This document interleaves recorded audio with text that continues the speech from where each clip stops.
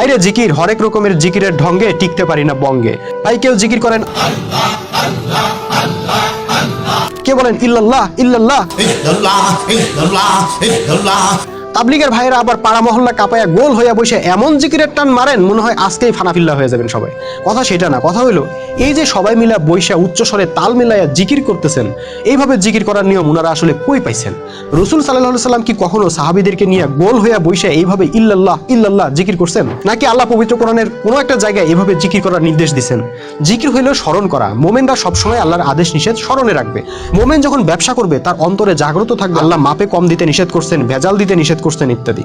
মোমেন যখন যুদ্ধ করবে তখন তার স্মরণে থাকবে আল্লাহ যুদ্ধের ময়দানে কি করতে আদেশ করছেন আর কি করতে নিষেধ করছেন। একইভাবে মোমেন যখন রিজিক তালাশ করবে তখন তার স্মরণে থাকবে আল্লাহ কোন উপার্জনকে হালাল করছেন আর কোনটা হারাম করছেন। মোমেন যখন খাবার খাবে তখন খেয়াল রাখবে কোন খাবার আল্লাহ হালাল করছেন, কোন খাবার হারাম করছেন। সে হালালটা নিবে, হারামটা বাদ দিবে, এটাই জিকির। কিন্তু এখন দেখা যায় বাস্তব জীবনে আল্লাহর কোনো আদেশ নিষেধ মনে রাখে না, কিন্তু পাড়া মহল্লা কাবায় ফেলতেছে আল্লাহু আল্লাহু কইরা। ভাই আপনার সন্তান যদি সর্বদা আপনারে বাবা বাবা বলে ডাকতে থাকে কিন্তু আপনার আদেশ নিষেধ না মানে, তাহলে আপনার কেমন লাগবে? পাশাপাশি আল্লাহু আকবার।